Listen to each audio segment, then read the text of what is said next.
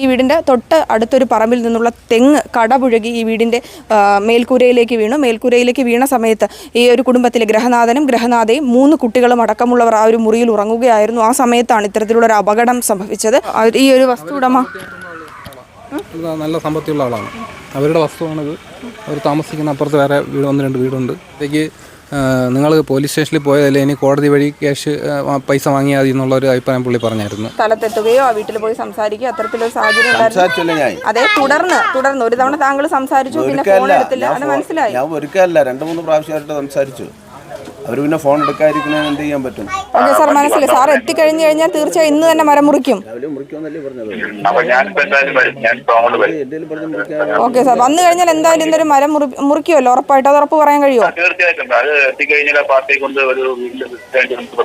ഇത് ചാന്താങ്കരയിലുള്ള പുത്തൻവീട് ഭവനമാണ്.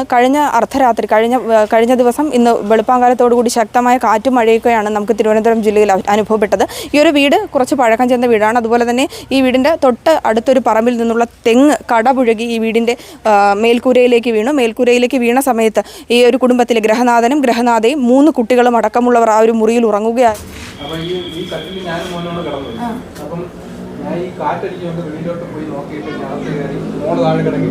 ഞാൻ മോളെടുത്ത് ജസ്റ്റ് ഒന്ന് ഇരുന്നു. മോൻ്റെ പുറത്തുകൂടിയാണ് കംപ്ലീറ്റ് വീണത്. തലയിലൊക്കെ ചെറിയ സ്ക്രാച്ച് ഉണ്ടായിരുന്നു. കാരണം അപ്പം നമ്മൾ പഞ്ചായത്തിലേക്ക് വീടിന് ലോൺ കൊടുത്തിട്ടുണ്ടായിരുന്നു. പക്ഷെ അവർ തന്നിട്ടില്ല. നമുക്ക് അതിനുള്ള സാമ്പത്തികമല്ല വയ്ക്കാൻ വേണ്ടിയിട്ടേ. അപ്പം ഇന്നലെ ഇങ്ങോട്ട് ആയപ്പോഴത്തേക്ക് അതിൻ്റെ ഉത്തരം മൊത്തത്തിൽ ഇനി ചാടി.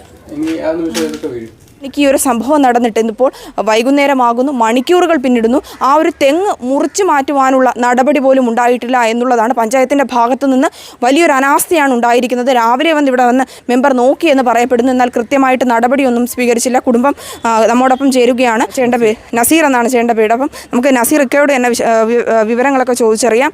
ചേട്ടാ, എപ്പോഴാണ് ഈ സംഭവം നടന്നത്? ഇതൊരു വെളുപ്പാങ്കാലത്ത് 2 മണി കഴിഞ്ഞ സമയത്തായിരുന്നു. അപ്പം ഞാൻ രാവിലെ ഇങ്ങനെ കഴിച്ചപ്പോൾ നല്ല കാറ്റുണ്ടായിരുന്നു. അപ്പോൾ പുറത്തുനിന്ന് ഇറങ്ങി നോക്കിയിട്ട് വന്ന് ജസ്റ്റ് കയറി കിടന്നതേ ഉള്ളൂ. അപ്പോഴത്തേക്ക് തന്നെ ഈ തെങ്ങ് വന്നിട്ട് താഴോട്ട് ഈ വീടിൻ്റെ മുകളിലോട്ട് വീണ് മതിൽ ചുവരെല്ലാം കൂടി ഇടിഞ്ഞ് ഞാനും മോനും കിടന്ന ആ ഭാഗത്തോട്ട് തന്നെ വീണ്. ഞാൻ ആ ഇഴിച്ച സമയം ആയതുകൊണ്ട് എൻ്റെ ദേഹത്ത് വീണില്ല, പക്ഷേ മോൻ്റെ ദേഹത്താണ് കൂടുതലും വീണത്. ഉടൻ തന്നെ വൈഫ് ഒഴിച്ച് പെട്ടെന്ന് പിള്ളേരെ 3 പേരെ വാരി വെളിയിൽ ഇറങ്ങി പെട്ടെന്ന് അപ്പുറത്തെ വീട്ടിലോട്ട് പോയായിരുന്നു. തെങ്ങ് വീണ ആളിനെ പോയി വിളിച്ച് കാര്യം പറഞ്ഞ് അവർ വന്ന് നോക്കിയിട്ടും അവർക്കൊരു റെസ്പോൺസ് ഇല്ല. കാരണം അവർ വന്നിട്ട് ഇത് സീരിയസ്നെസ് ഇല്ല. കാരണം ഏത് നിമിഷം വേണോ നമുക്കത് ഉപയോഗിക്കാൻ പറ്റാത്തൊരവസ്ഥയിൽ കിടക്കുക. അങ്ങനെ പിന്നെ സ്റ്റേഷനിലോട്ട് പോയിട്ട് പരാതി കൊടുത്തു. 2 മണിക്ക് അവർ വരാൻ അവിടെ നിന്ന് പോലീസുകാരെ അറിയിച്ചു.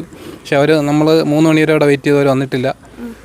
പിന്നെ പോലീസുകാരെ ചോദിച്ചപ്പോഴത്തേക്ക് അവർ എന്തോ ഒരു അസൗകര്യം പറഞ്ഞു. അത് നമ്മൾ പിന്നെ വന്നോളാമെന്നോ പറഞ്ഞു. പിന്നെ നമ്മളിങ്ങ് പോന്നു. നമുക്ക് പോയിട്ടൊരു നിരാശ തോന്നി. അവർ ചെയ്ത് തരാം, വീട് ഇത് മാറ്റിത്തരാമെന്നാണ് പറയുന്നത്. പക്ഷെ അങ്ങനെ മാറ്റിയതുകൊണ്ട് മാത്രം ആയില്ല. നമുക്കൊരു വീട് വേണം.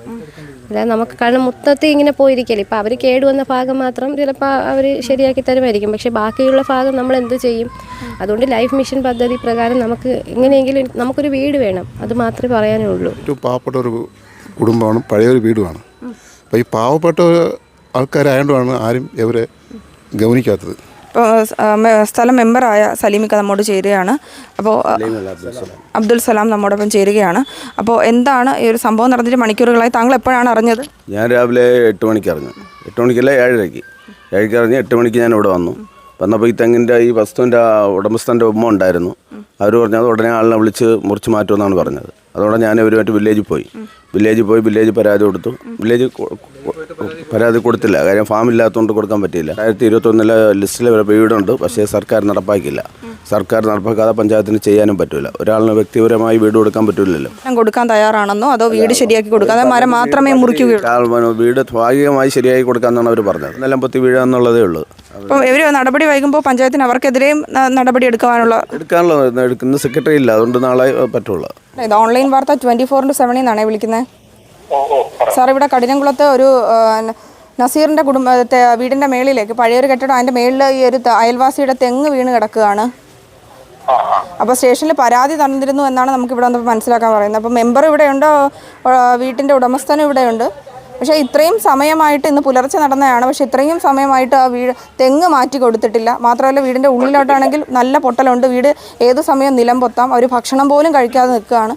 ഇത്രയും നേരമായിട്ട് മരം മുറിച്ച് മാറ്റിയില്ല എന്നുള്ളതാണ്. അവർക്ക് അവരുടെ സാധനങ്ങൾ പോലും എടുത്തുകൊണ്ട് മാറ്റാൻ പറ്റിയിട്ടില്ല.